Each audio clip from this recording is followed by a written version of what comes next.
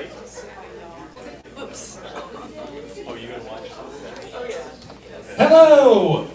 Welcome! Welcome to CSz Student Stand-Up Showcase! Alliteration! Alright, my name is Jay, and I'm one of the house staff here, along with Johanna. We'll be selling you concessions throughout the evening. I believe we have 7 comics tonight, is the plan. So, 5th comic will be last call, just because, alcohol, driving, all that stuff. If you have trouble counting to 5, we're cutting you off already. We have, again, concessions there. We have recycling and trash right over that way when you're done with your concessions items. We have restrooms there and down the hallway to the left. And in case of a water landing, the exit right where you came in. Your seats will not be flotation devices. Now, as I said, this is a student showcase, so let's be supportive of the students, and that means no heckling, please. Oh, man. Unless you have ID that says your name is either Statler or Waldorf, then if you attempt to heckle, you will be Carl's victim for the entire evening. I've seen it happen. Don't do it. Also, if you can, understand if you absolutely have to leave, but please stay through all the comics, support all of them. We don't have a full house tonight, so they probably will notice if you've left. They probably have memorized your license plate number already. So if you can stay, please do. I understand, babysitters, things happen, again, exit out there, but we appreciate it if you can stay. Now, your MC tonight, your host, the teacher of these wonderfully talented students, is the great Carl Wolfson, who's been doing stand-up comedy for over 40 years, maybe 49 years, and working on their tight 5 decades, has done television, has done radio, has done movies, I don't know, pretty much any comedy appearance you can do, and now he's teaching students, and it's amazing. The results have been amazing. Let's welcome Carl Wolfson. Keep going for Jay. I like to be known for my tight 5 decades. That's on the damn resume. How are you tonight? Good? Yeah, thanks for coming out. I know it's a beautiful day in Portland. It's hard to get people out, but you came to support your family and friends. My husband and I moved here 23 years ago. We used to go to Beavers games, baseball games. Anyone remember the Beavers play here? Yeah, I remember, actually the first game we went to, they brought in a group of Native Americans to sing the national anthem in their native language. And they got the words mixed up and the game was rained out. But I do that right off to see if we have a smart crowd, and we do. Thank you. As Jay mentioned, it is 45 years I've been in comedy, and I know my students have heard this, but I am very nostalgic about my career. And when you're kind of more towards the end of it than the beginning, I was on Alan Thicke Show, Thick of the Night, every week, and Alan passed away suddenly. I was at Joan Rivers every month, and Joan passed away suddenly. I kind of wish I'd been on The Apprentice, but that's...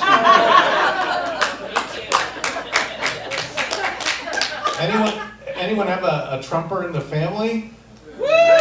Oh, wow, right up front. You do, Andrea? Oh, my God. No one that drove you into comedy. And Mark, yeah.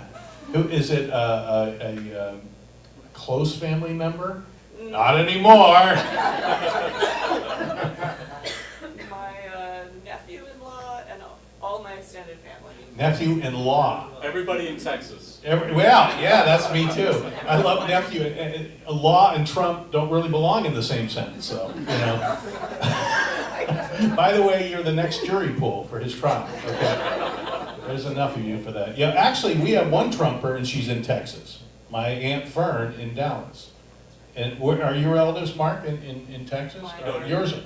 You were into a family now with Texas. Where, Andrea? And this is Andrea. She's performing later. Give Andrea a round of applause. Right now, she's my foil in the audience. And where in Texas? Dallas and Amarillo. Oh, Dallas and Amarillo. Really? Yeah. Amarillo's like Dallas, but without the glitter. My Aunt Fern is in Dallas. She's a piece of work, 94. Always complaining that nobody ever calls her. So I got her one of those "How am I driving" bumper stickers. So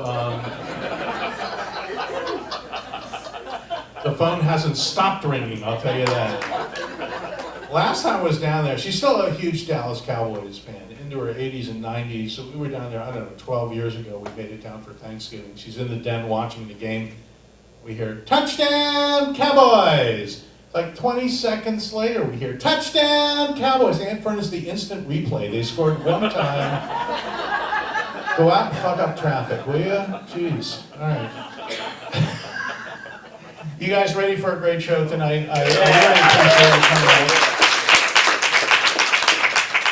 We have a combination of students who are with me for the first class, some the second class, some the third time. And if you feel like you're funny, portlandcomedy.com is a place to sign up for classes or come, both improv and stand-up, or to come and enjoy the shows. Not just student shows, but all kinds of incredible shows here. So portlandcomedy.com. Our first performer I really enjoy a lot. He has a very inquiring mind and a studious mind, which I like. He really delves into a subject and wrings it for all the comedy it's worth. Please welcome Michael Moylan, ladies and gentlemen. Michael!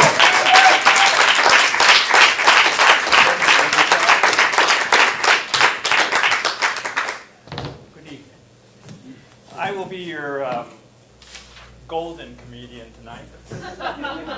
My first rule was no nose. Yeah. Actually, Carl, this will complete the geezer part of this program tonight. Yeah, you and I. Yeah, so I'm a curious kind of guy. Carl sort of alluded to some of that. I like to wander. I have a neighborhood, and I just sort of meander here and there. And I like to especially watch strangers. I like to mind everybody's business, see what they're up to. So I'm walking down the street, and there's this family ahead of me. A family of three, you know, mom, dad, toddler in between. And they're all holding hands, and they're walking down the street, and I'm following along behind them. They pause in front of an ice cream shop, and they continue. The toddler pulls them on. They pause and stop at the bookshop. The toddler pulls them on. Well, finally, they pause in front of this last shop, and the toddler just grabs them and pulls them in to a liquor store. So it's really, you know, you got to give it to toddlers. You got to love them. They're endlessly entertaining. You never know what they're going to do next. Are there any toddlers here tonight? Any toddler owners, maybe, in our midst? I'm kind of surprised. Toddlers must be on the out these days. So another time I'm walking down the street, and there's this woman coming toward me, very confident woman, you know, and she's got a plunging neckline, and I'm a male. All males have sort of their own little scheme for how to look, not look, you know, look away, look away. We all have our little ways of going about it. Anyway, the third look, I noticed some eyes looking back at me. Turns out, about the size of my fist was a tiny little teddy bear looking right back at me. Now, you don't normally see that with cleavage, you know? But it was, for me, a pivotal moment. It really caused me to think quite a bit. You know, from now on, I just can't look forward to ordinary cleavage. What I look forward to is what I call Cracker Jacks cleavage, you know? Remember Cracker Jacks? Came with a little surprise? Yeah, so, anyway, so cleavage for me is sort of like an eternal conundrum, you know? It's there, but you can't just talk about it. It's sort of like a no comment zone. So for men, it's kind of challenging. It's that dilemma of what would I say, damned if you do, and then pissed if you don't. You know, there's that sense of missed opportunity. The question becomes, what is all the fuss about cleavage, you know? There's nothing there, nada, zilch, so what's all the fuss, you know? However, there is help. You know those crazy guys and gals called Buddhists? Well, they have this theory, or this approach to life called the middle way. The concept there is you don't let yourself get distracted by side events or side issues. You just stick to the middle. And so for a lot of men, that becomes their practice. It's like a metaphysical practice, where you might think they're leering. Actually, what they are doing is practicing. So keep that in mind next time you see a man doing that, of course, Paul. So here, I think there needs to be some kind of agreement. Maybe not international, but at least national agreement about men, women, and cleavage. And I have a proposal for you. I'm proposing that we adopt museum rules about cleavage, like a piece of art, you know? So first rule is keep a distance, you know? Don't approach too close, keep a distance. Second rule is please don't touch the exhibits, you know? Hands off. If you must, please ask to take pictures, you know? It's a really nice thing to do, to give them some consideration. And lastly, you know, step aside so that others can also see. You know, it's an act of being considerate for those that are there. So I'm going to put on my teacher hat for a moment. I was a former elementary school teacher. We didn't really teach this at 3rd grade, but I thought I thought it might be worth letting you know that it was 15th century France that cleavage first came about. Designers decided to tighten dresses and expose some cleavage. Now, probably not coincidentally, it was around the same time that French men coined the term "oh la la." So, I have a close friend, a fellow teacher I've had, known for many years, who after hearing some of my cleavage material said, "Mike, I think you're becoming a dirty old man." And, this did cause me again to start thinking about how does one know where you are? I mean, how close can you get to being a dirty old man without being one? You know? So, again, I put some thought into this, guys and gals. I mean, serious. I'm not just kidding around about this stuff. So I'm working on sort of a scale, you might call it. I'm giving it a name of the prude to pervert scale. And, the idea, for instance, there are a lot of things I just can't figure out where would I be. I lean not so much towards dirty, but I think I'm perhaps getting into the dingy territory, So I would say maybe I'm about, on a 1 to 10 scale, 4-ish, maybe 5. But things come along and I wonder, well, where would they fit on the scale? For instance, twerking.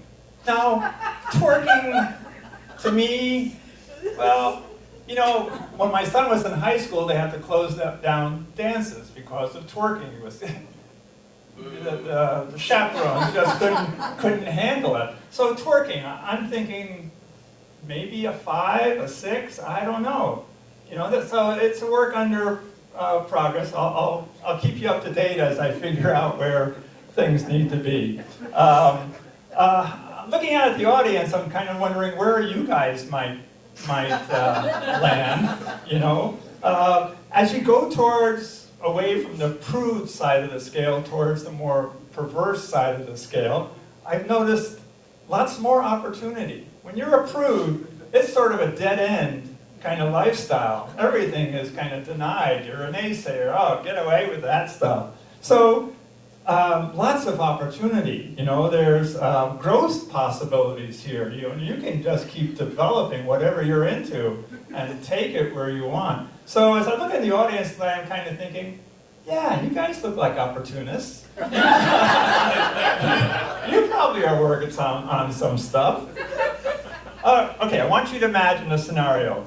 Imagine the apocalypse is taking place outside, okay? We're stuck in here for maybe days, possibly weeks. Now, here's where this becomes important. What do you really want to know? Do you want to know someone in this room's credit score? Or do you want to know their prude to pervert score? There you go. It has some value, I think. Look, I am a golden, and a lot of the people I know happen to be fellow goldens. And they're continually talking about lasts, you know? My last day of work, my last doctor's visit, my last good pee, you know, but I just have a hard time joining that crowd, so I'm really working on a first. I've been working out, really putting some effort into it. I'm looking forward to doing my first nude scene, and come on, a little bit more on that. I must look too good to you guys out there. Anyway, you know, I am finding Carl's very encouraging, but this comedy causes me to think quite a bit, and sometimes that can be a little tiring. So lately I've been thinking, even though I'm married, I'm thinking, you know, it wouldn't be bad maybe to go from being a comic into maybe being a monk, you know? Take it down a notch or two. And then I thought, you know, a bird would be kind of fun, just swoop and soar. But then finally I landed on, I think I'd like to just be a teddy bear. Thank you very much.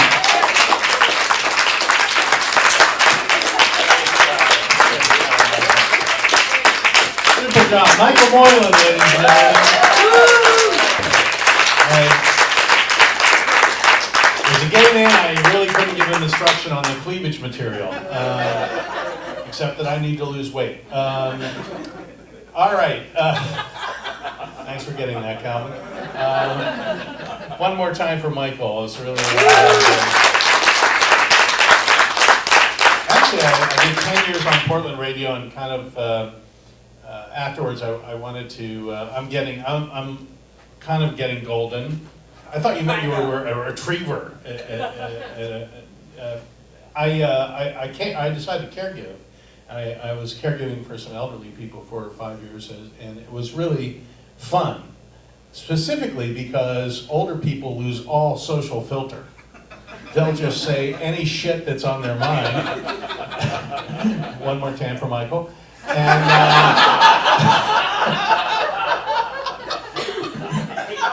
yes? I was thinking maybe after the show you and I could slap on some Depends. Yeah. I'm going to let you do that nude scene by yourself. I have way too much respect for this audience. But I had a woman who was close to 90, and she was really something, Patty, over at Providence House. And the second week I was there, she said, I told all the women in the building I have a male caregiver. And I said, oh, that's nice, Patty. And she said, they asked if you were handsome. I said, oh, what'd you say? She goes, whose pills get mixed up tonight? I don't know. Who knows? I appreciate all the heterosexual material my students have produced. My mother gave me a lot of material. When I came out to my mother, she goes, well, we didn't have homosexuals in the 1950s. And I said, well, somebody put the fins on those Cadillacs. Somebody did those beehive hairdos. My husband of 27 years is much more athletic than me. He climbed Mount St. Helens. So I was so inspired the next day I made it halfway up Mount Tabor. My Sherpa quit.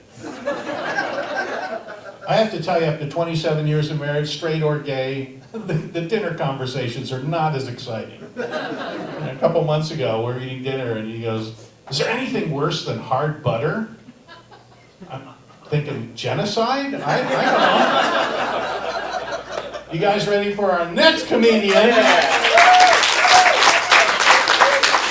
You know, I like to watch old movies. I saw a movie in the 40s with Barbara Stanwyck and Gary Cooper called Ball of Fire. Do you remember Ball of Fire? Sorry. No, even you're too young for that.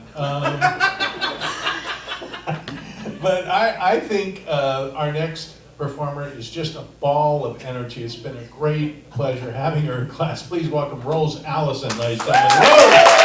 Rose! Thank you, Carl. Mike, on your scale, I go up to 11. Hey y'all, I'm Rose. Thank you so much for coming out tonight. I talk funny. I grew up in Memphis, Tennessee, but I was born in Cleveland, Ohio, to a race of Yankees. And I come from a really big Sicilian family. And yes, it is Cleveland mob. Not the cool mob, though, like you see on TV. Picture the Goodfellas if they were middle managers at your local Best Buy. But no, I love my family, and I'm a real daddy's girl. My daddy, he taught me so much about, helped me really be who I am today. He's from Cleveland. He's been not living in the Rust Belt for over 45 years now. He still sounds like he just came off the boat from Lake Erie. But yeah, my dad, he taught me how to fix a car. He taught me how to climb trees. And he really taught me how to be a good slut. Not like that, but no, I was listening to my parents one time arguing. I guess my dad had been sleeping around. It's genetic. And I feel like there's not a debate here of like nature versus nurture, but just in case you were wondering. Yeah, but he was telling me, I was like, Bonnie, you just haven't been interested lately. And it's not like there's a counter on my cock. It doesn't have a certain number of uses and then it's no good anymore. It's not an asthma inhaler. So if you're not interested in using it, you're welcome to use it, but these other ladies really want to have the opportunity. And I thought that was incredibly sage advice that I've really held close since I was about 11. It might also explain why I've been divorced twice. Not too recent past. I got my second divorce. This is where you clap? Yeah, thank you. All right. I like to say it's better to have loved and lost than to live with a psychopath for the rest of your life. And yeah, both of my exes totally dodged a bullet. Yeah, my first husband, he was British. He was hot, he was hung, he had the accent, less Prince William or even like Harry Potter, more Ozzy Osbourne. Oi, slag, let's go down to the pub and get a pint in it. It was so hot. It's amazing how that accent can really keep you engaged and turned on through over 7 years of domestic abuse. But my second husband was really the opposite. I know, beating women is so funny. Yeah, but my second husband was very different. Kind of the opposite. Not as attractive as me. He felt safe. Hung like a tic tac. But we had a lot of fun. We used to go out and party and drink together, and then I got sober, and then I got pregnant, and so we whelped. I got a kid out of the deal. It's fine, and things were really kind of falling apart when the pandemic came, and lucky me, that was the nail in the coffin. So, as a lot of us did, I was rethinking my career choices and my life choices and how to midlife crisis, and I thought, you know what, I've got an Ivy League MBA. I'm gonna start my own business. He didn't like my OnlyFans profile very much. I think he had a problem with me being like, honey, could you do homeschool today because I need to go give jerk-off instructions to some guy in Tucson. He's gonna pay for 15, it'll probably only take 5.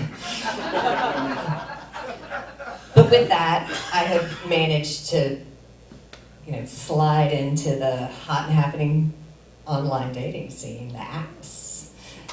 Yes, you love them. Everybody loves the app. Everyone loves the apps. And I've really met some interesting folks on the apps. I had this one date that was going really well, getting coffee for breakfast, time, and sitting there having a great conversation with this really, interesting, engaging man. And I looked up and I saw one of the doctors from my gynecologist's office walk in. I was like, "Ooh, that's kind of awkward." I was like, she looked straight at me and was like, "Hey." I was like, "Oh, you recognize me fully clothed. Cool." And then she made a beeline and kind of came and sat down at the table. And it was his wife. But it was really sweet. They asked me to join their polycule, which I was really flattered about because it's nice when a professional thinks that highly of your junk that she wants to get in there recreationally. It was a little too much commitment for me. But there was another guy. It really wasn't a great date, but it was kind of funny. He turned out to be a prepper. Right, so he had all the water and the ammo, and he knew exactly what he was going to do for end times or the apocalypse or the second Trump presidency. And but I just can't buy into that. I can't, because when the zombie apocalypse comes, I'm going down to the first round. I'm not even making it to the Sweet 16 or anything. Because the minute that I see this, some shambling woman out front and she's bleeding, my ass is going to be like Johnny on the spot with some hydrogen peroxide or at least a Narcan, and that it's just game over. But this guy, he was arguing with me. He was like, "No, you gotta fight, and I was like, "I don't want my life to look like the pilot episode of The Walking Dead." But the other date I'll tell you guys about is it was with an ultra marathoner. And it was hot, right? Look, now an ultra marathon means that you run on purpose, trying to be faster than other people for 50 miles or more. And there's no zombies chasing you. So I was like, that's a terrible hobby, but I'm glad you do it. Because he was just ripped. And we went out, and we no sooner got back to his little recently divorced bachelor studio apartment in the Pearl, as you do. And the door closes, and he's got me up against a wall, and he's all over me. His hands are all over me. He's being kind of rough, and it was so hot. I really felt like one of the moms at the BLM protests. I was like, all right, we're going. So ultra marathoner, right? This wasn't marathon sex. This was ultra marathon sex, and it's an hour into it, and I still haven't even gotten out of the foyer. Did the studio apartments have this way? And he was going at it, and it's like, oh my god. And I'm like, fuck, I've got to get to, my hammies are getting tight. And I was like, all right, can we just actually go into the room where you live? But it was great. I mean, it was definitely the most athletic anything I've done in a really long time. But yeah, I mean, we went at it. We were on we did it on his weight bench. We did it on his Bowflex. Did y'all know that the Peloton has a Murphy bed add-on? Fucking great. So it's been what feels like eons. He's probably on mile 13. But I see him looking at his watch, and I'm like, oh yeah, ooh, it's getting late. Yeah, I should probably get out of here. And he goes, what? Oh, no, I'm in zone 2, baby. Let's keep going. And I was like, fuck, it's a heart rate monitor. I'm your training. I'm not your date. So I had to reach over on the little card table with all the paper cups of water and splash one over my head. I grabbed a gel pack, harped up. I was like, all right, we can keep going. We can keep going. And finally, he crossed the finish line. And it was time for me to, he's looking just like a glowing Adonis, the sheen. I'm like trying to get my clothing on. I'm in a bouillabaisse of my own sweat. Like muscles hurt I didn't ever know I had. And does another one of these as he's walking me to the door and leans over. He's like, maybe we should do this again. That was personal best. Yeah, I was about to have a coronary.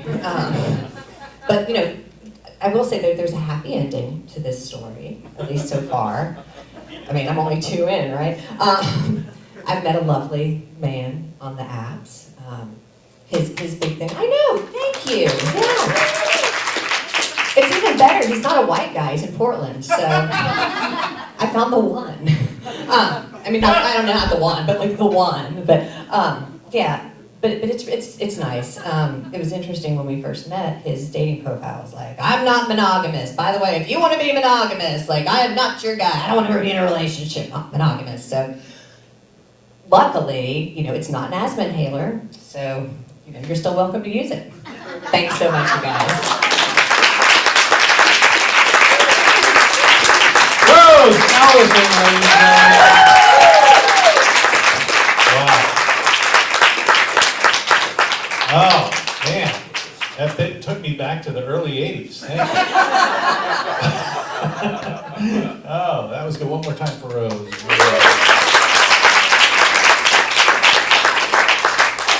Oh, yeah, all right. You guys are a really good crowd. Thanks. Except on that one. I've done over 8,000 shows, all 50 states, and I don't travel that much anymore. But I really appreciate Portland audience. You know, certain cities are great. San Francisco, New York, Chicago, Minneapolis. But then, you know, I have to go to the Deep South. That's, you know, I did. I don't have to anymore. It's a little bit more difficult down there. I was in Pamplona, Alabama for the running of the Rednecks, and I was bored by their sharp intellect, I have to tell you. And thank you. Are you from the South? No. Have you been to the South? A few times. A few times? Where were you in the South? I've been to New Orleans and... Well, that's, you know, Disneyland for alcoholics, really. It's not the South, but... And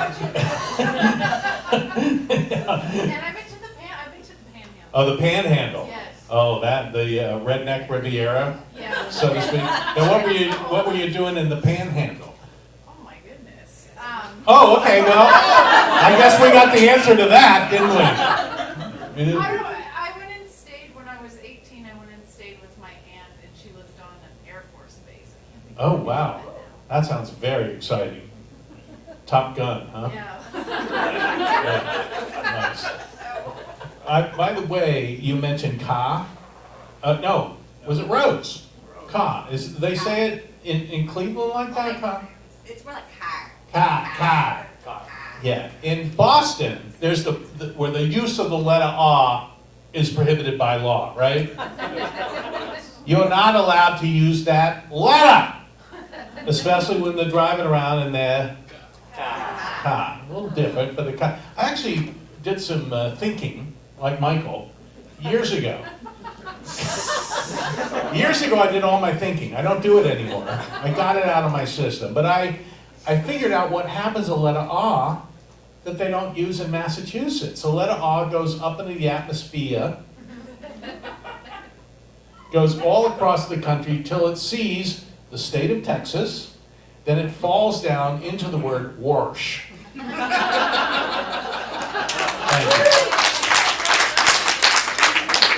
That was the thinking I did that day. It was either pronunciation or cleavage. I chose pronunciation. Yeah, I did have a Buddhist look at my dick once, and I said, "Are you interested?" He said, "No, it's just the middle way." Okay, so more fun than the Air Force Base, huh? Speaking of Texas, it's a great transition for our next comedian. She took first class with me. She's in my second class already, and she's absolutely wonderful. We love her. I know you will too. Please welcome Andrea Matthews.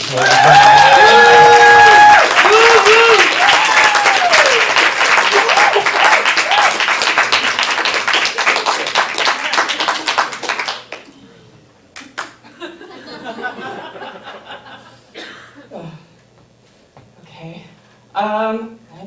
I like to pick, and I like to bite. I have these fingertips that all of them are like this. They're rough and they're asymmetrical, and so I'm always touching them and knowing that they're rough, and looking at them and knowing how asymmetrical they are, and it's.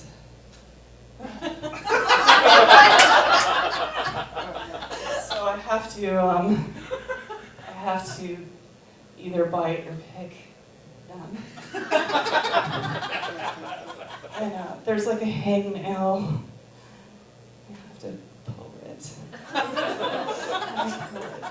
pull it or bite it. And you would hope that it would come out like in a way that would make it symmetrical, but that doesn't really. It goes past the end of the nail of the head. And then it's like more skin is coming off. Sometimes it even bleeds. So now my finger is even less symmetrical and more rough than it was when I started.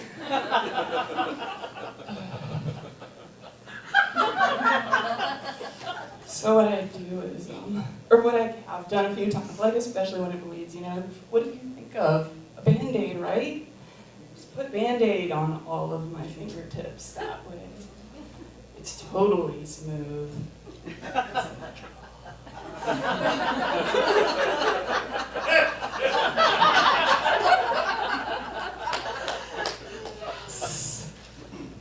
But no, because then it has an edge. Don't touch it. Both sides.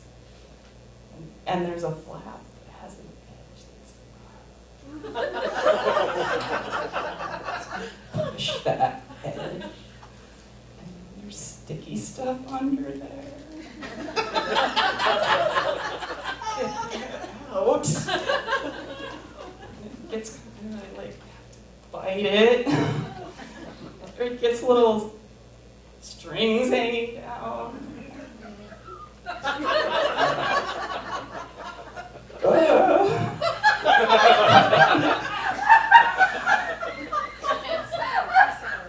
There's only one way to deal with that. Gloves. Cover up my hands with gloves. Knit gloves. Smooth. Smooth and symmetrical.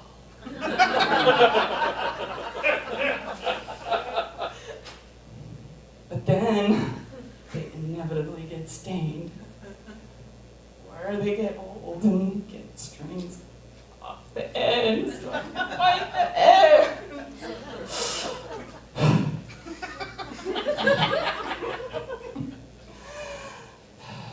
Okay. Well, this reminds me of this time I bought a white couch.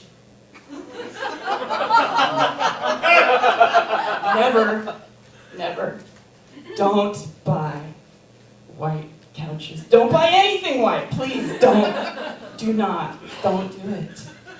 Because what happened to me was I had a pen in my pocket and it came out and left a little blue dot right in the middle of the cushion.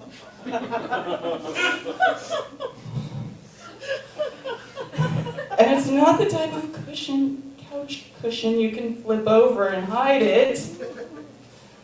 And you can't flip over the whole couch.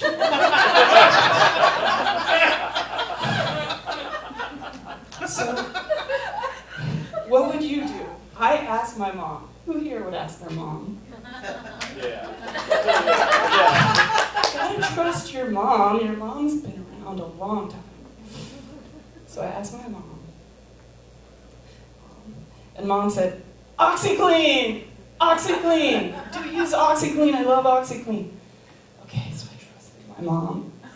I didn't read the instructions. They clearly say, I look later, they clearly say to test it in an inconspicuous spot. But I trusted my mom.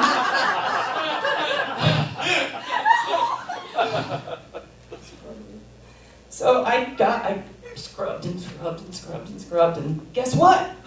The blue dot was totally gone. It was all white there. But there was this line, a grayish, brownish, tannish line that looked like somebody was having a lot more fun than me when I was using my OxyClean.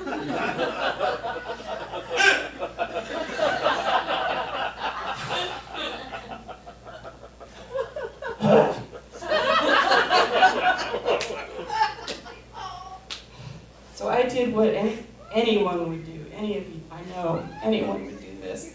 I covered the entire couch with blankets. Of course. Patterns, colors.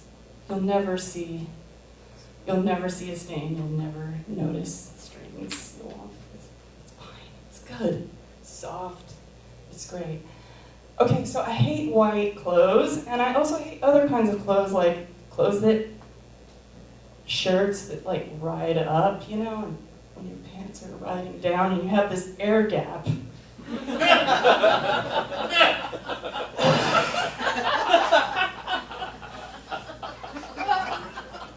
Hate that. It's the worst. Plus socks are terrible, you know? Always falling down, and then I have a gap here between my pant leg and my socks. That's air coming in there. Oh! Roberta, what the hell? You're wearing white and you have an ankle gap.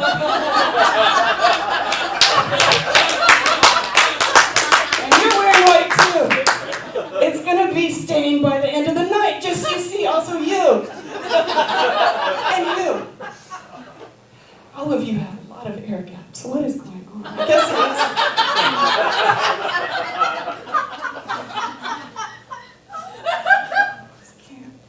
I don't know if I can look at you.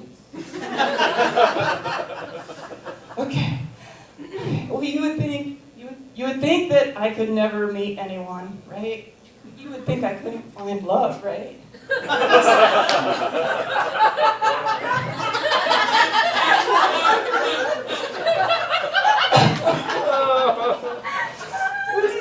Who could I ever like? Who could like me? Like, how could this happen? But you would be wrong. You would all be wrong. I have found love. Yes. I found love. He's here tonight.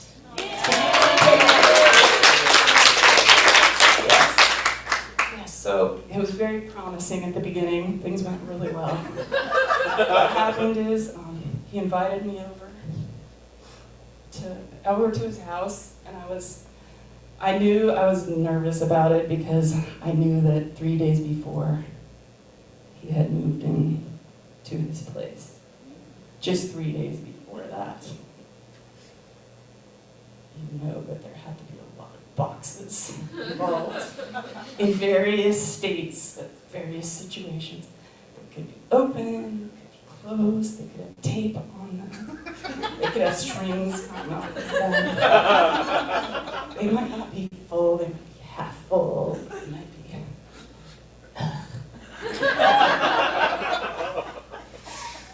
Can't stand them. But I went there, and I walk in the door, and there were no boxes anywhere.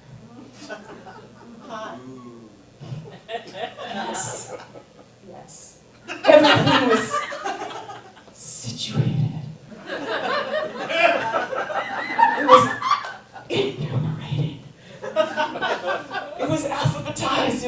Christ. Oh, it was so sexy.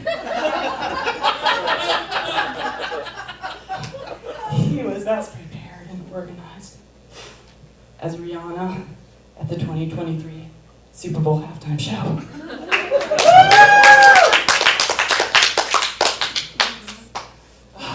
I was worried I was gonna mess up his couch. Anyway, so we're still together, things are going well. Doing really well, but marriage is off the table. I can't do a white dress.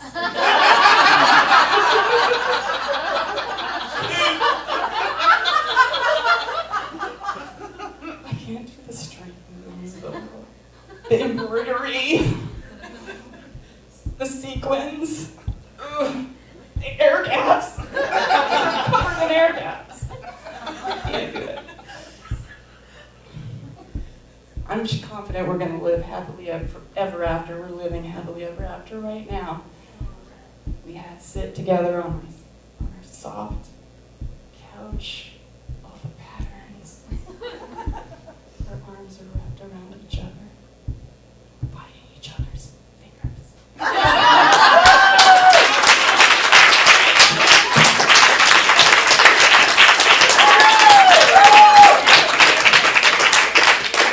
Andrea Matthews, first time on stage, ladies and gentlemen. Oh, and flowers. Stand up, you and Mark, stand up. Look, Mark. Very good. You know, Mark and Andrea are in my current class now, and what I find ironic is the love of your life is white. It's just amazing. I think you overcome some fear with that. Just don't have sex with air gaps. Okay? Fully clothed. How long have you guys been together? 2.5 years. 2.5 years, ladies and gentlemen. Yeah. Come on, that's above the national average. We get into roles. Gary and I have been together 27 years in December, and I can't grocery shop. Well, I've been ordered not to grocery shop. That's the way it works. Who grocery shops in this relationship? Mark. I can see why. That yarn section might be a bitch for you. String beans? No way. Jeez. We first moved up here, and I was sent out. This is 2001. I was sent to Safeway. It was 2 blocks away. We didn't know the other stores. So on my list was, I can't believe it's not butter. You heard of that, right? I never heard of anything. So I'm walking around. I've never heard of anything. So I'm walking around Safeway, avoiding cleavage, and I finally found the butter aisle, and after about 2 minutes, I finally find I can't believe it's not butter. Okay, so I'm reaching for I can't believe it's not butter. Right next to it, I swear, there's a product called Could It Be Butter? This is pressure I don't need. And I'm starting to think, who would name a product Could It Be Butter? It had to be a lawyer, right? Think about it. Because if you make or sell Could It Be Butter, you have immunity from all liability. Say you buy Could It Be Butter, take it home, say it's not butter. Say it turns out to be a type of pork fat, right? You take it back to Safeway, what are they going to tell you? We didn't tell you it was butter. The point here is you can't start naming products with a question. Pretty soon there's no Fancy Feast in the cat food aisle, just a tin. Could it be monkey meat?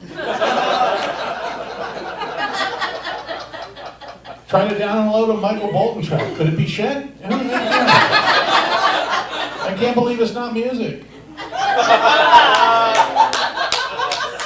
It's all the marketing, that's all it is. And in North Dakota, there have been two times where they have tried to change the name of the state from North Dakota to Dakota, you guys are great with geography in this section. Dakota, they think, this is their thinking, that the word north connotes cold and it will curb tourism. I've been to Minot in January, 85 below wind chill. These are some marketing. Why don't they just name the state? I can't believe it's not Florida. How about that? Jesus Christmas. One more time for Andrea Matthews.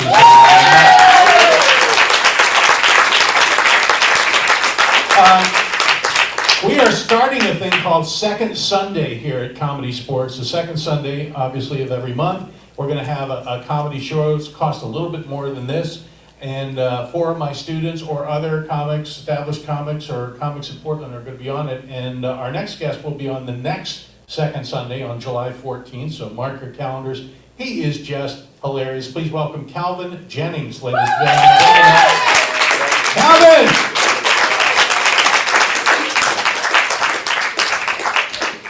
That was a nicer intro than Carl normally gives me. He usually refers to me, it could be a comedian, so it's good. I wasn't actually planning to do a set tonight. There were some circumstances, so Carl reached out. I was busy self-reflecting. If you're unaware, that's a Portland term for doing mushrooms.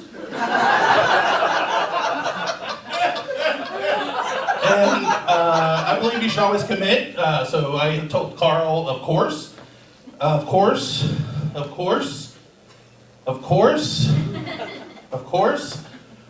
thought there was 5 Carls, I got confused. I think self-reflection is very important. I struggle with nature versus nurture. I don't know if you had similar childhoods to mine, but I grew up around some fucked up people. So it makes me worry that I might be a fucked up person. So I have to self-reflect and try to make sure I'm a good person. I want to be an ally. It's Pride Month. Let's give it up for Pride Month.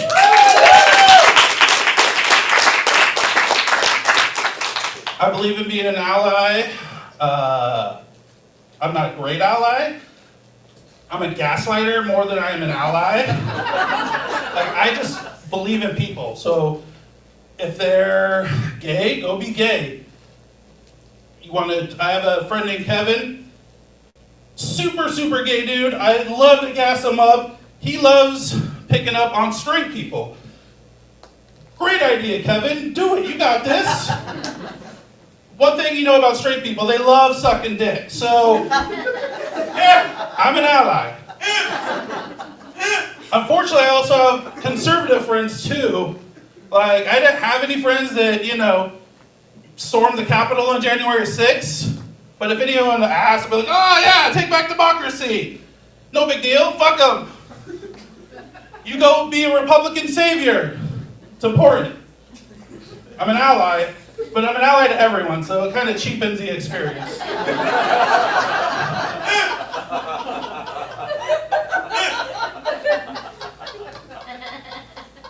Self-reflection is important. Trying to be a better person. I've been accused of being naive. That's just, I'm a nice guy, so people say I'm naive instead of a dumb shit. Which, I believe in kindness, but I also believe in truth. I went to Mexico a couple years ago.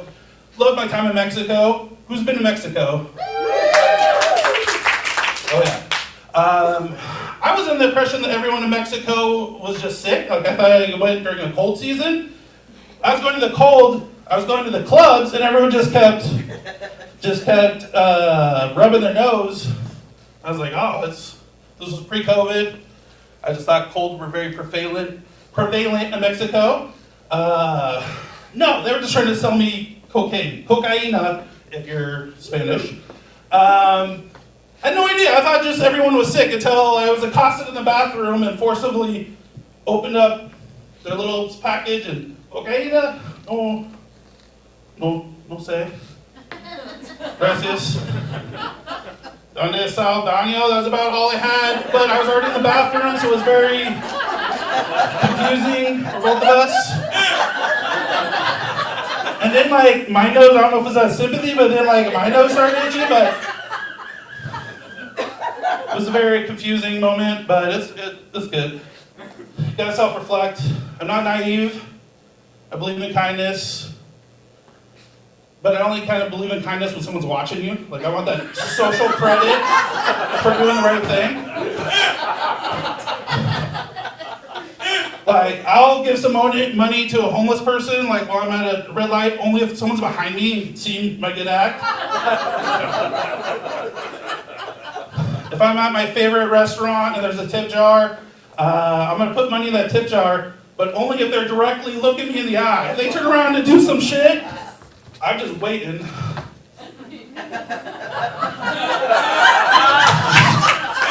I don't care how long the line is, I'm waiting until they turn back around. They acknowledge how good of a person I am for giving them $1. It's not just money though too, it's also decisions. If I go to the grocery store, if I get lean protein and healthy vegetables, you best believe I'm going through a checker. Like, I want them to acknowledge, yeah, you're doing your thing. You got this. But if I hit up the beer aisle, got a frozen pizza, some hoo-hoos, some ding-dongs, some other kind of candy that sounds super phallic, I'm going through self-checkout every single time.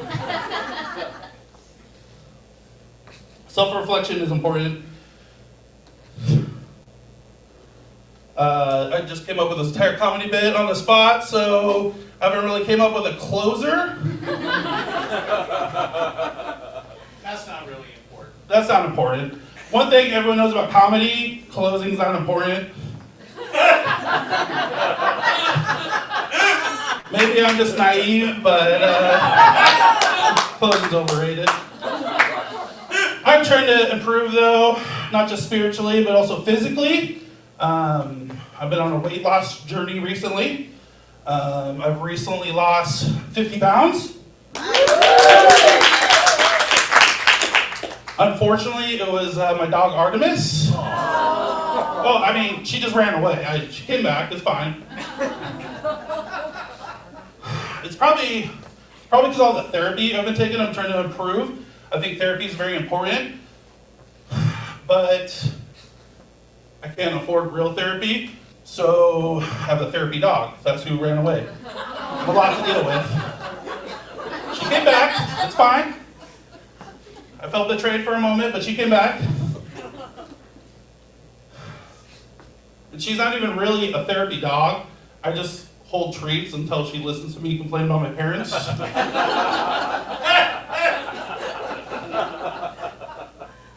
But she's motivating me, she's taking me on walks, helping me lose weight. It's important, self-reflection, be a better person. I'm a little worried about the downside of losing weight. No one really talks about the downside. There's positives of being a fat guy, you know. I also have a heart attack. Oh, Rose is not over there, but I also have a heart attack every time I have sex, so that's good. That's not really a positive, but it's good to get the blood cells working. But there's positives. I'm jolly. I'm generally a jolly guy. I don't suffer from depression. When you're a big dude your whole life, you're just jolly. It's fucking awesome. I save a fortune on prescription medication. Fortunately, it goes to the ding-dongs and the hoo-hoos, but self-reflection is important. Weight loss is important. I'm worried though, because skinny people are fucking creepy. Like, I know that sounds a bit controversial, but just one example, in the 90s, 2000s, Jared, the Subway guy, was a huge fat guy, started walking, started taking footlongs, lost a bunch of weight. He's now in jail as a pedophile. I'm not saying all skinny people are pedophiles, but definitely all pedophiles are skinny. Like, have you ever seen any kids run around? Like, oh, that's a skinny man's game. You gotta be hungry, you gotta catch them. You try to outsmart them, like, got a creepy van that had a bunch of candy inside. I'd eat all the candy before school even let out. It just won't work.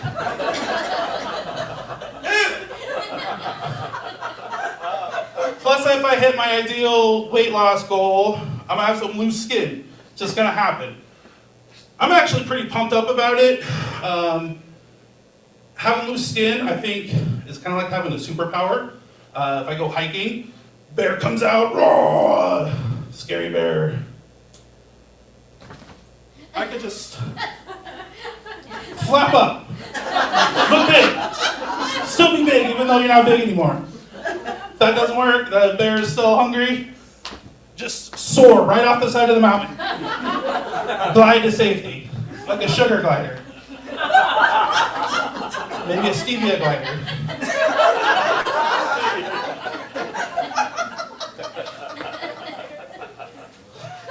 Self-reflection is important. It's important to know when to end the joke.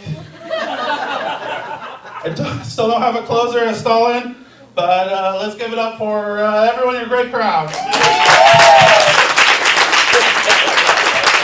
Oh my God. The ice cream man. We were going for Calvin Jennings, ladies and gentlemen.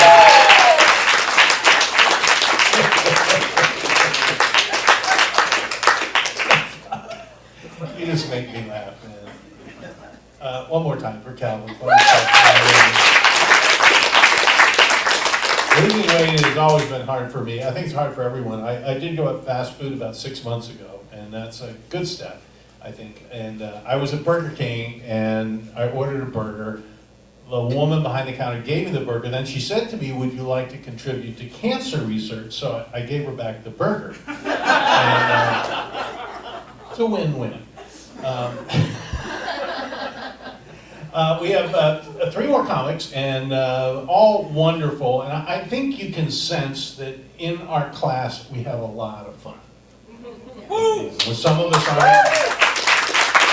aren't looking at cleavage, or distracted by teddy bears in bosoms. But it is a great workshop experience, and everybody helps everybody else. If you're interested, portlandcomedy.com, and you too could do pedophile material. I learned it by watching you. Yeah. I knew I'd be dragged into this. Former Portland radio host pushes pedophile material on students. Joining us now, we love her so much, and she's not only a great comic, but she's a great recruiter for our class. We kind of consider her the comedy den mother. Please welcome Grace Ashita, ladies and gentlemen. Grace Ashita.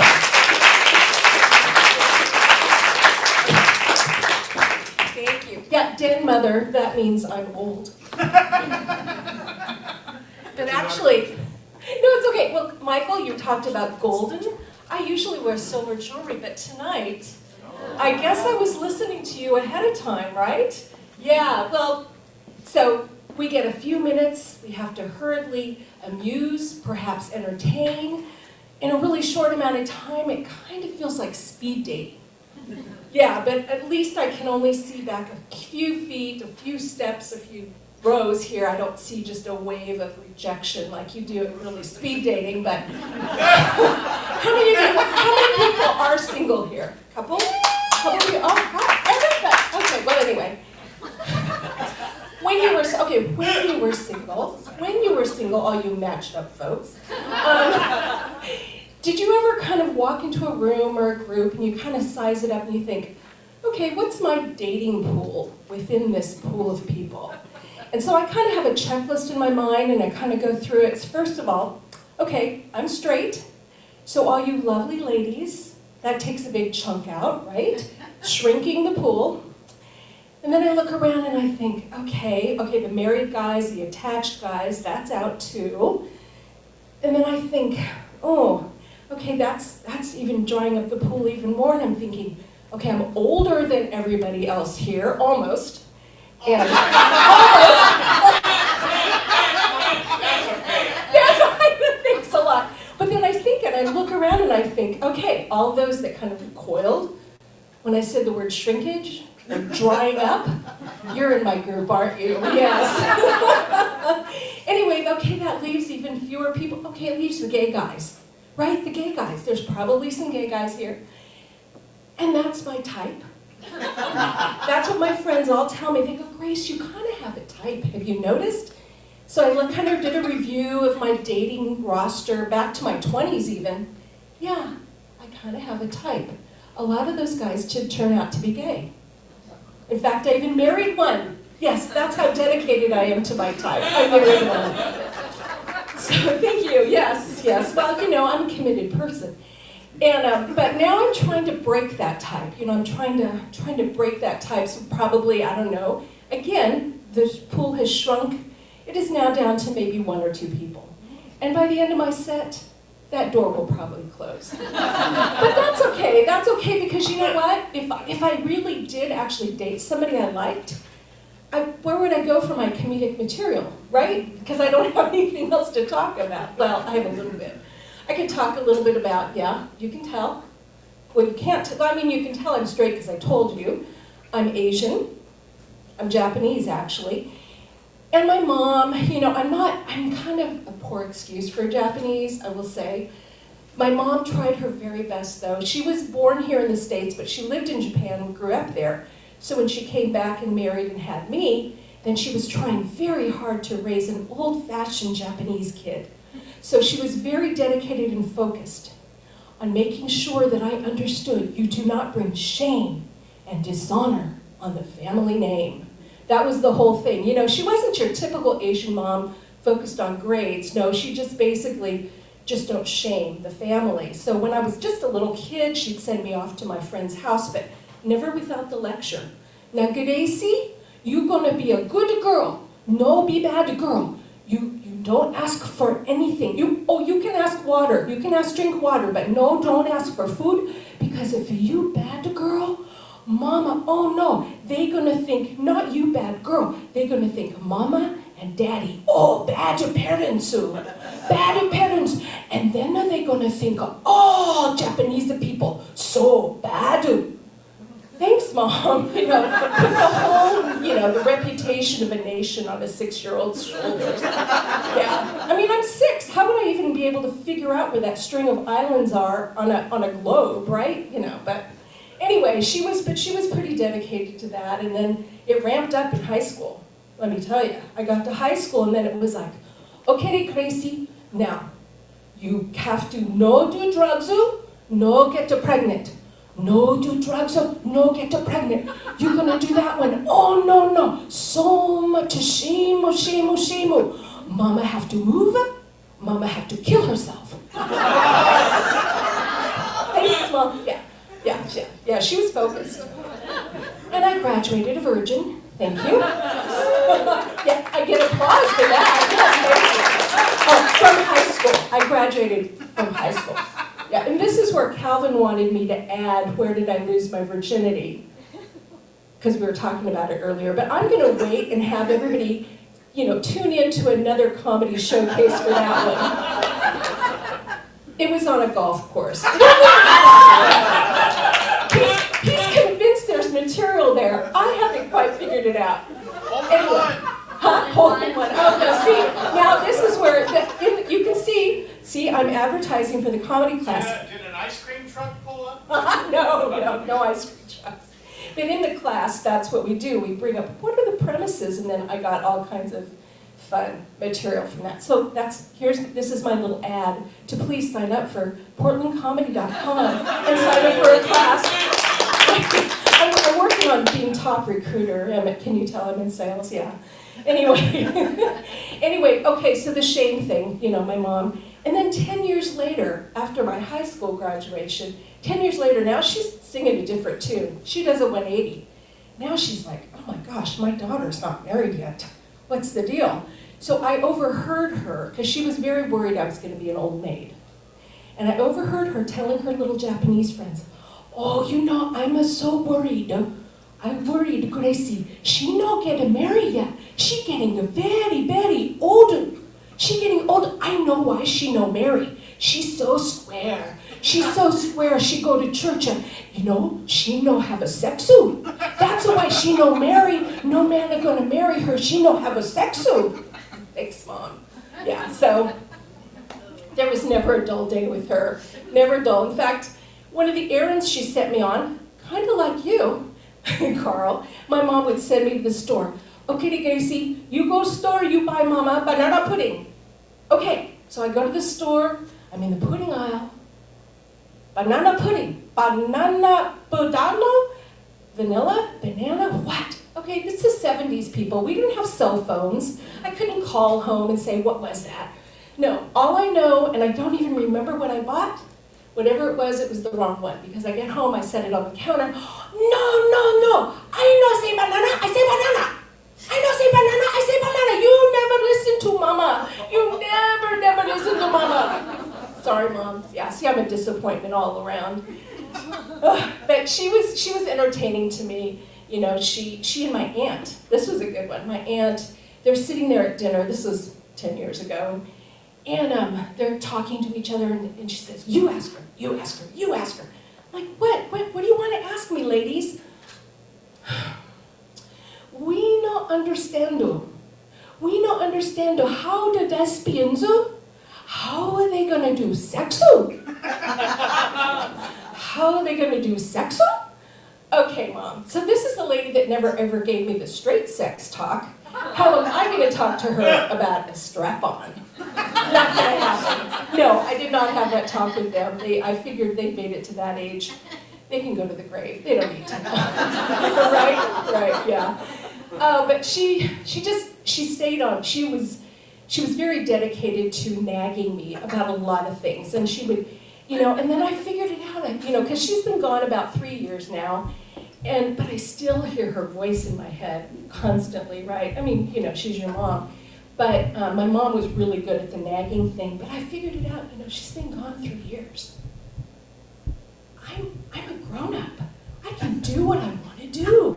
I can actually do things that my mom wouldn't let me do. Now that she's dead, what can I do? So I'm thinking, well, she didn't like, I wore black a lot. You wear the black clothes all the time. Why are you gonna do that? When you're younger, you should wear color. And then when you're older like Mama, then you can wear black. And then it bugged her. She had weird ideas. It bugged her if I wasn't wearing shoes or socks. Well, you don't wear shoes in the house, right? Japanese house. But it bugged her if I wasn't wearing socks, because she said, why you no wear stockings? You should always wear stocking. I always wear, because she always wore socks because she thought if her feet were cold, it gave her hemorrhoids. I know, it makes no sense. But she was no, I have to cut my feet are cold, my stomach is cold, I'm gonna get the hemorrhoids. I'm like, she wore 2 pair of underwear. She wore wool underwear over her cotton underwear because, heaven forbid, her stomach get cold, she'd get a hemorrhoid. So yes, I walk around my house now in my bare feet. And she hated it when I wore shoes without socks too. I walk around bare feet and look up at the sky and I say, Mom, look, no shoes, no stocking, no hemorrhoid. And then even better, guess what, Mom? No sexu either. Because a celibate Grace, it really pisses her off.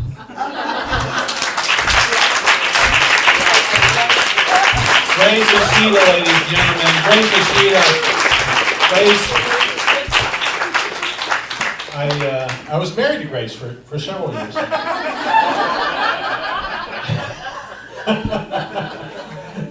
Grace Ashita, one more time.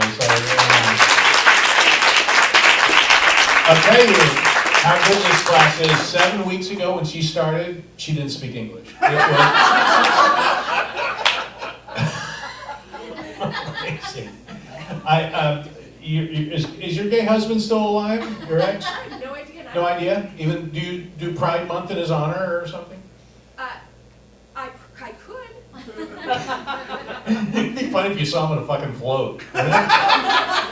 The sex suit. No sex suit float. triathlon athlete, so when you were Oh, I may have talking- fucked him. Rose is gonna fuck her ex, okay. Let us know how it goes.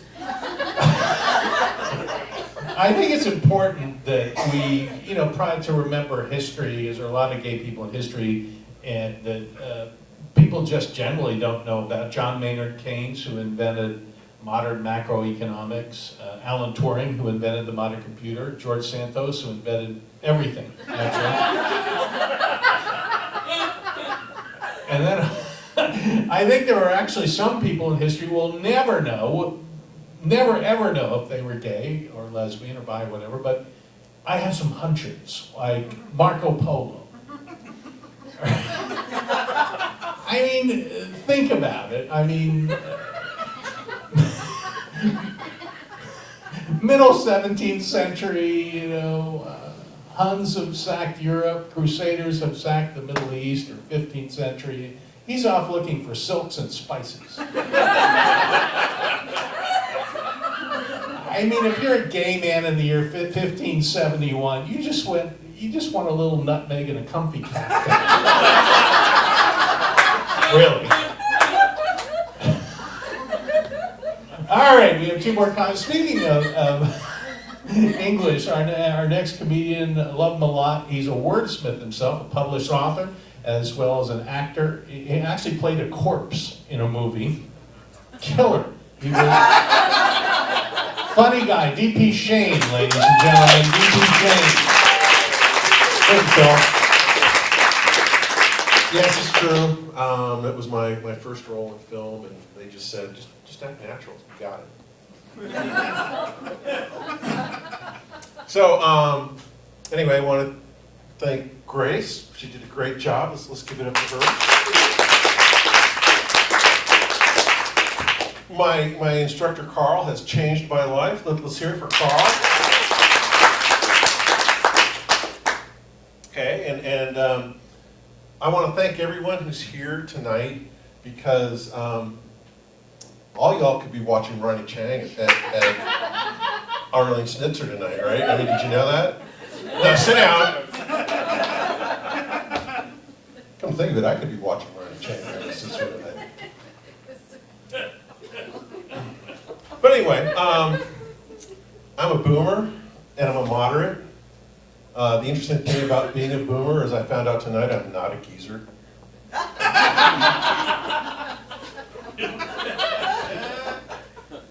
But it's true, and that kind of shapes my perspective of the world. Being a moderate, there's a lot going on in the world right now, and a lot of problems that we've got. It's like we're a nation divided, and it seems like every time you turn around, you're seeing something strange, something different. People have these strange opinions and strange ideas, and it's really radicalism, and I've come up with this idea that the way you can tell whether or not you're a radical is really, do you feel like you're better than other people just because of the way you think or your opinions? And if that's true, then there's a good chance that you've been radicalized. Now, how did this happen? It's really subtle, because back when I was a really young guy, we elected a new president called Ronald Reagan. And yeah, people are laughing already. Ronald Reagan, come on, let's hear it. No, seriously. He came up with this notion of Reaganomics. And for people who don't understand what Reaganomics is, it's the IRS is given the task of collecting money from everybody. So it's called taxes. And we get these taxes, and half the money of these taxes goes to Congress so that they can dole all the money out to all these special projects for everyone and make our nation better. And the other half goes to the executive branch so that they can run the bureaucracies and pay all the federal workers and everything else. and that's fine. And then the next half goes to the military. Well, I can see a few of you don't really understand Reaganomics. So, you know, it's like it created, what Reaganomics really did was it was the focus of something called trickle-down economics. And, you know, it's that's where you take all the money and you give it to the rich. And that's it.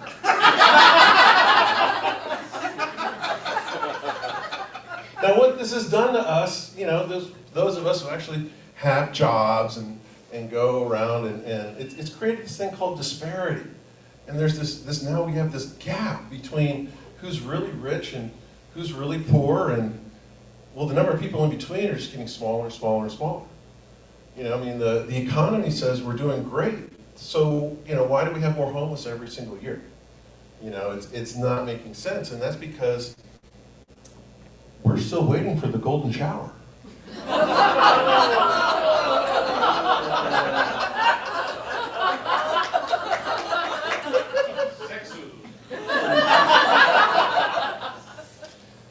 Thank you for the segue into my next part about how popular opinion becomes something that doesn't really reflect reality that often. I mean, that's the problem with being radical, is that you want to believe things that you know aren't true. I mean,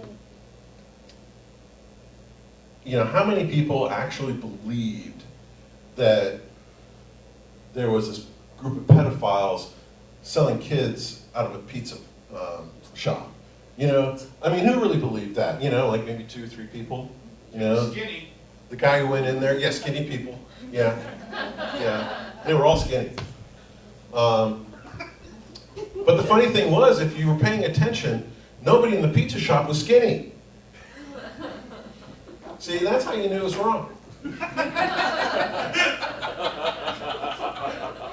Calvin let us all know that, you know, it's like, no, it just doesn't happen that way. You gotta have skinny people doing that, and skinny people don't eat pizza. It's one of the laws of life. So, you know, we're divided now, and we've got these, it's not just like one group of radicals either. I mean, we've got at least 2. You know, I mean, how do we have 2? Well, it's the other part of the problem isn't Reaganomics. It's not, you know, it's really the fact that we've only have 2 political parties. You know, I mean,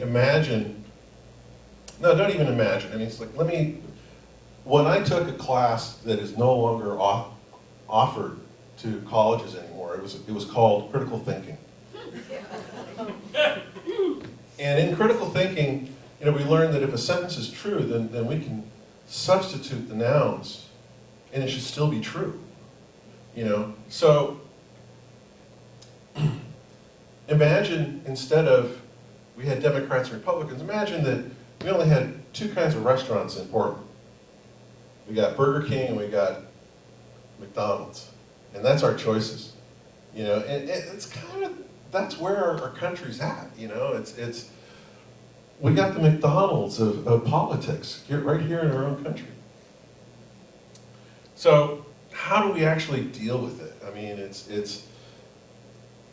hard, you know, but I think first we got to recognize who the players are. You know, we've got 2 political parties, which makes it really easy for the elite to grab control and tell our political parties what they want. And we start, our votes are valued less and less as their dollars add up to more and more.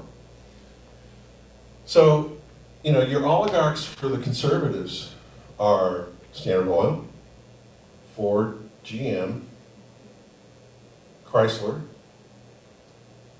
Archer Daniels, General Mills. But it's not included to that. And then on the left, you've got Kaiser Permanente, McKesson Pharmaceuticals, Dell, Hewlett Packard, Microsoft, and more. You know, those are the people that are really fighting over what they want, and it transfers to us is that we need to fight each other. So, you know, we really don't want, I mean, yeah, some people really do want, but it's not a good thing to have. So, what are we going to do? You know, well, let's think about this for a second, because, you know, if we look at it right now, Texas wants to secede from the Union. Right? It's not a bad idea. No, it's really not. I mean, think about it. Trump wants to be a dictator. He can be dictator of Texas. So, how do we deal with Texans? Well, I mean, first of all, imagine, I mean, they're going to have to come up with their own currency. They're going to have to come up with their own banking. They're going to have to set their own prices and make Texas, you know, have a value on the global market, all by themselves. You know, and they think they're up to it. I say, let them go for it. You know, just imagine, it's like every Texan who's not in Texas, we can give them 30 days to apply for a green card. I mean, who thought of that, right? You know, it's like secede from the Union, become an immigrant. So, and then we find people that, oh, look, you've been convicted of 3 felonies. We're going to deport you back to Texas. So, you know, I mean, this can work out, you know. And then what's really great about Texas is, well, we can build a wall around Texas. And it'll be a beautiful wall.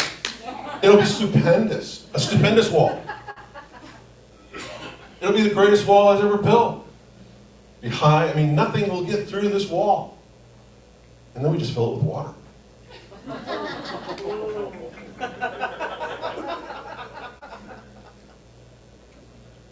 No, but it's you know, the troubles that we're up against are not, you know, normal American troubles. These are new. You know, it's been over 100 and some odd years since we had a civil war. Yet people want to do that. In fact, you know, the state north of Washington, what do you call it? Canada, yes, that's right. Canada has issued a report saying that they are horribly, they just did it last April, they are unprepared for a civil war in the United States. So if they're going to prepare for our civil war, you know, maybe we should really start thinking seriously about it.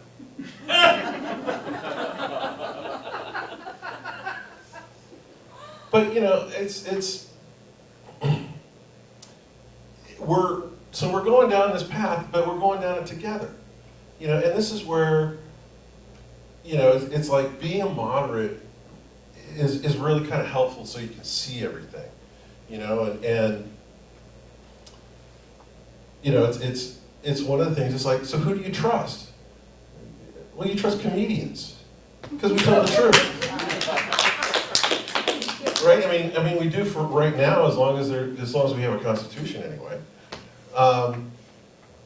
You know, and so, you know, when you look at me, you know, I want you to trust me. I mean, I'm not a doctor, but I have played one on screen. In 2 films, so it's true. So, you know, and the other thing is that if you guys have listened to me, and you're really kind of taking this to heart, then, you know, look inside and ask yourself, well, maybe I'm really moderate. Maybe I'm not this radical lefty or righty. You know, maybe where I belong is right in the middle. And you know what's really great about that is, well, it makes you better than everyone else. I am deeply ashamed, and I want to thank everyone for coming here tonight, and you can trust me. Thank you. Deeply ashamed, ladies and gentlemen. Yeah!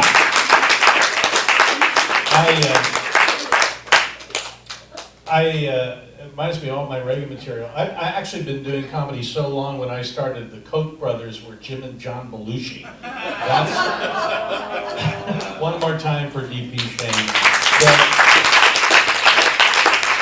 first Reagan show I ever, go ahead. Can I borrow that mic one more time? Sure.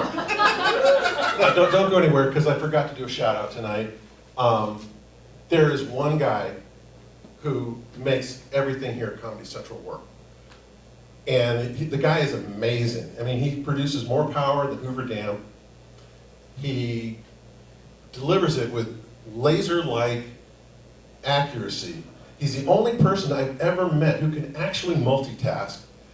And he's not here tonight because he's got a very well-deserved vacation with his family. He's in Wisconsin. Let's give it up for Patrick Short, please. Patrick and Ruth own this place. And they've been doing, I know he did it because they've been doing this here improv for 30 years. We love improv. Yes, we do. My first Reagan joke was on television, 1981, August of 81 on the Merv Griffin Show. You want to hear my first Reagan joke? Absolutely. Yeah. They asked Ronald Reagan if the war on poverty were over. He said, yes, the poor lost. Oh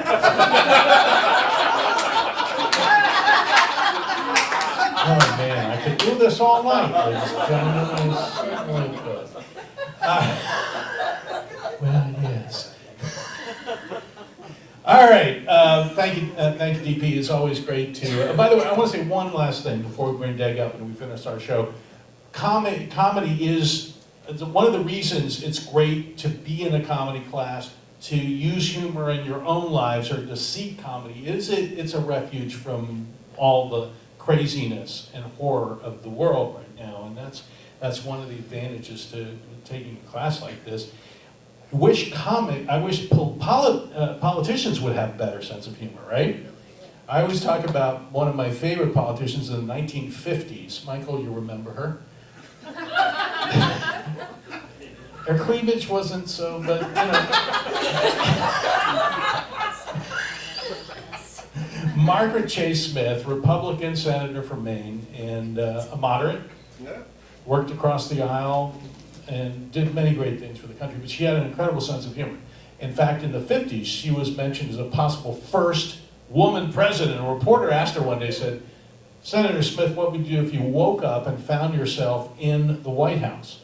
She said, I would get dressed, run downstairs, apologize to Mrs. Eisenhower, and leave.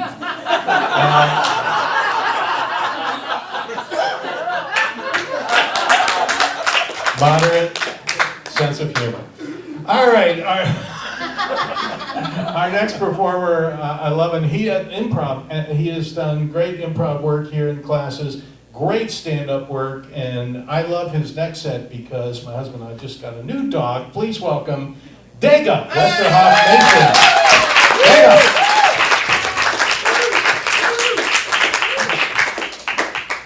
So who can tell me, when did pets become people? I fell asleep during the pandemic for 2 minutes. And when I woke up, we were using words like pet parent, dog mom, and fur baby. Makes things awkward. I don't know how to respond when my friends get a new dog now. I do all the normal things, you know, pat, pat, pat, you know, oh, it's so cute. But then they get pissed when I say, oh, it looks just like you. I feel set up. How was I supposed to know you adopted? No, pets are people, and it's starting to mess with our institutions, like gentrification. It used to be, in Portland, that the surest way to see that a neighborhood was gentrifying was to look for cheese shops, because it's hard to get more useless than a cheese shop. But we did it. We now have pet butchers. These are not butchers that will turn your pet into meat. No matter how many times you ask, the answer is always no. No. These are butchers with meat specifically for your dog or morbidly obese cat. I live next to one, and they're always collecting donations for the most bullshit charities out there. Like Paws for a Cause. It's for dogs. I want to go volunteer in Haiti.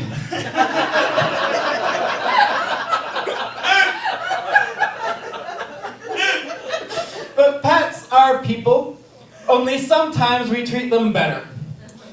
I have one friend who really struggles to eat healthy during the work week. So I was elated when I opened her refrigerator and saw pre-packaged meals of rice, salmon, and vegetables, until I learned that it was for her miniature Aussie. It's called the farmer's dog.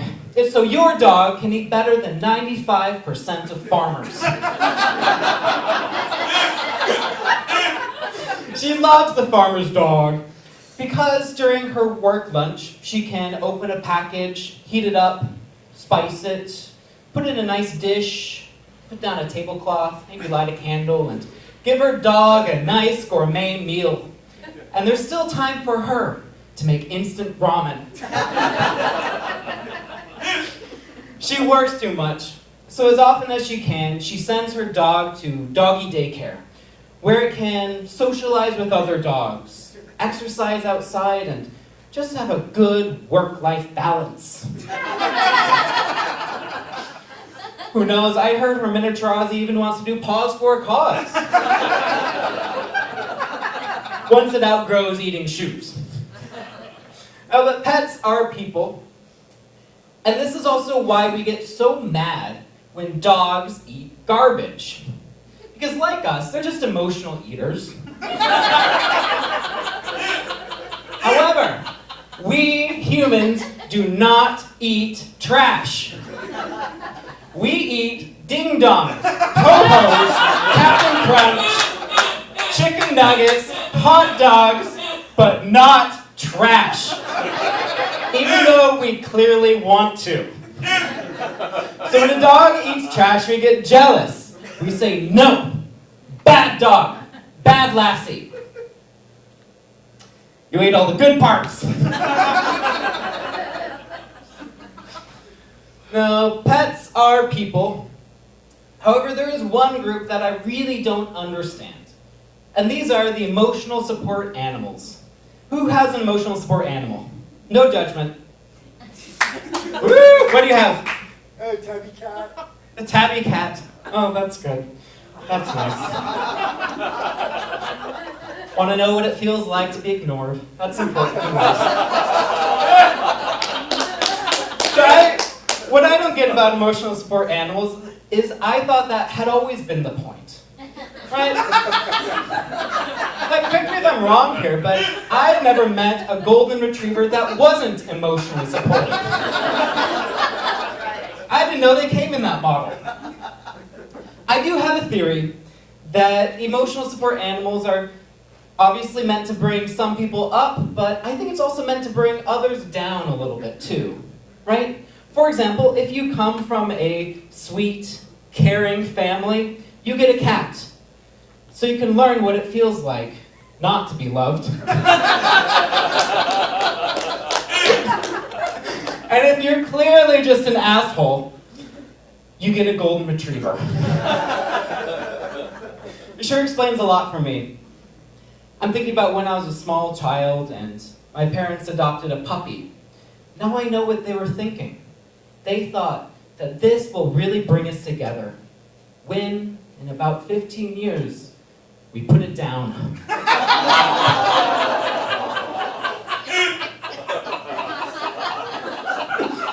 Forgive me for this joke, but there is one group that has it pretty rough. And these are the seeing eye dogs. They are the Vietnam War vets to whatever it is emotional support animals are. They look at emotional support animals and they say, "You think your paws have a cause because you keep your human from eating trash? Cute. I keep mine from getting hit by the bus." Those seeing-eye dogs are hardcore. No, but I will wrap it up with something personal. In case you haven't guessed, the reason I wrote this set is because I'm really just jaded, jealous, if you will. See, when I moved out to college, my parents replaced me with dogs. And now every time I visit, for years, it's always the same thing. If you're going for a walk, take your brother with you. The salmon rice pilaf is for your brother. You should learn how to be funny, like your brother. And that's my set. I'm done being emotionally supportive. Thank you so much. Thank you, Carl, and thank you, Pat McShort. Good job. There you go, Westerhoff Mason. He's a Westie. Give it up one more time for Diego. We just had our cat neutered. He goes out at night now, but only as a consultant. So,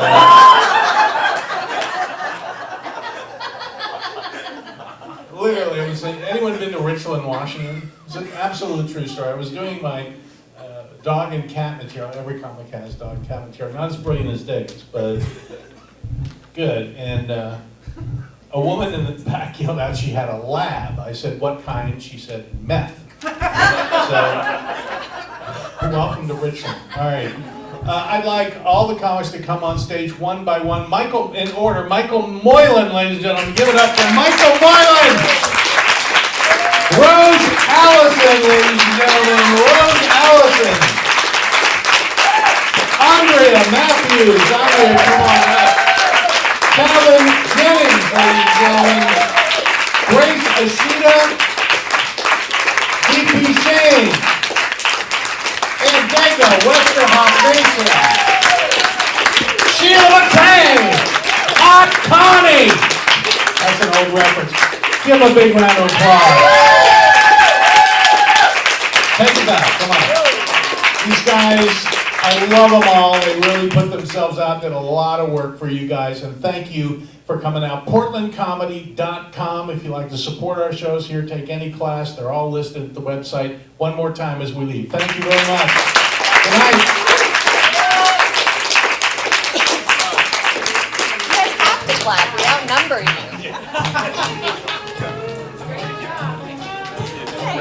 Very, very, very good. Very good. Thank you.